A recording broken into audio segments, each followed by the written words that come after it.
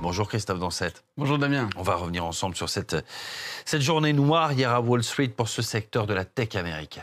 Oui, le Nasdaq, l'indice des technologies, a perdu un peu plus de 3%. Certaines petites valeurs ont chuté jusqu'à 30%, mais le symbole de cette journée, c'est l'action Nvidia, vous savez, ce fabricant de puces qui était jusqu'à hier matin l'entreprise la plus valorisée en bourse du monde.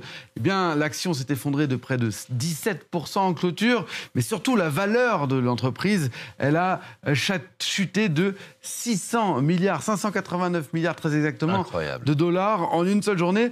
Jamais une entreprise n'avait perdu autant en une seule journée. Le record précédent, il a été, c'est 2 fois plus que le record précédent qui était déjà détenu par Nvidia. Et pourquoi cette chute ? Alors l'explication, elle tient en un seul mot. Ce mot, c'est DeepSeek. Alors c'est quoi DeepSeek ? C'est un petit robot conversationnel, concurrent de ChatGPT ou de Claude, que vous utilisez peut-être, Damien. Il a été fondé par cet homme en 2023, Liang Wenfeng, un entrepreneur chinois qui va avoir 40 ans cette année.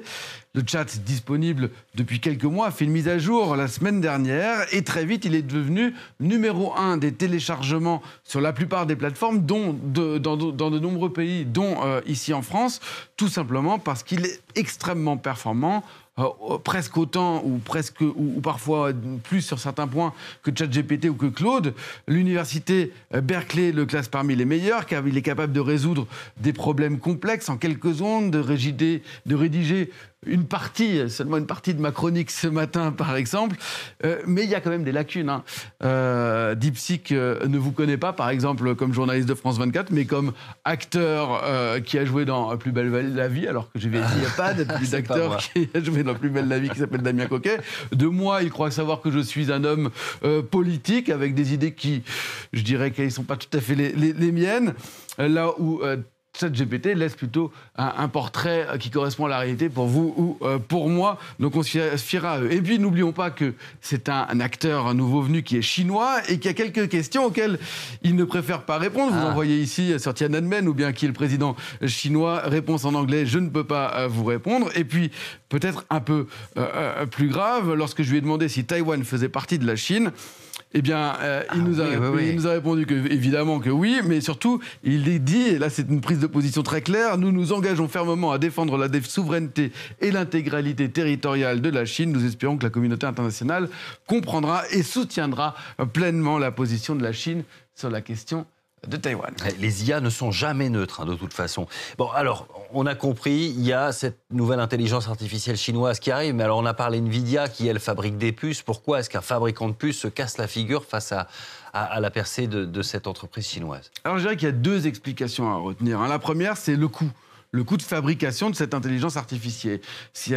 Liang Wenfeng dit avoir dépensé un peu moins de 6 millions de dollars pour mettre au point son IA, là où OpenAI, c'est-à-dire la maison mère de ChatGPT, a dépensé un peu plus de 100 millions de dollars pour développer la dernière version de ChatGPT, de ChatGPT 4, ou bien Meta, qui a également une IA, dépense autour de 60 millions de dollars. Donc ça fait quand même une sacrée différence. Et puis surtout, l'autre explication, c'est la puissance de calcul des 2 moteurs. ChatGPT utilise des super ordinateurs dotés de 16 000 puces Nvidia justement, très performante, alors que DeepSeek dit en utiliser 4 fois moins, surtout, même 8 fois moins, pardon, et surtout les puces qui ne sont pas de dernière génération. Là, vous avez compris, Damien, c'est ça le problème. DeepSeek brise un mythe pour le fabricant de puces Nvidia.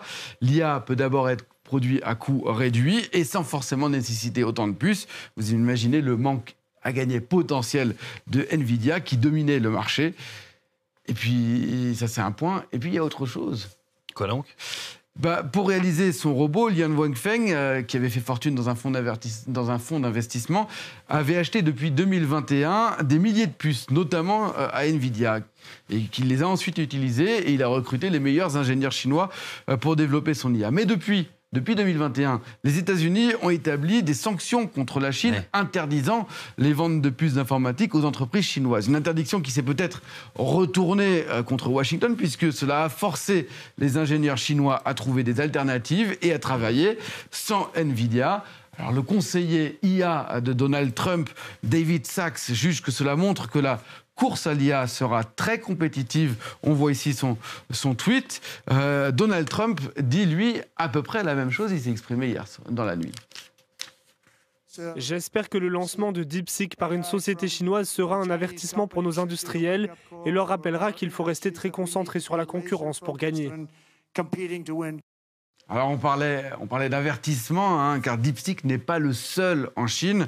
D'autres acteurs ont mis les bouchées doubles ces derniers mois sur les robots conversationnels ou même sur le cloud. Je pense à Zero One AI.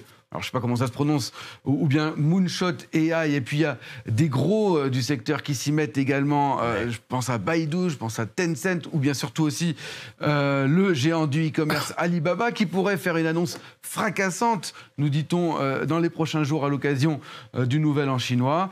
Mais les États-Unis comptent rester dans la course et mettre le paquet sur l'IA. La semaine dernière, Donald Trump a lancé son projet Stargate aux côtés d'Oracle ou bien du japonais SoftBank et d'OpenAI, justement, qui vise 500 milliards de dollars d'investissement dans le secteur d'ici 5 ans, à condition qu'il y ait besoin réellement de ces 500 milliards d'investissement.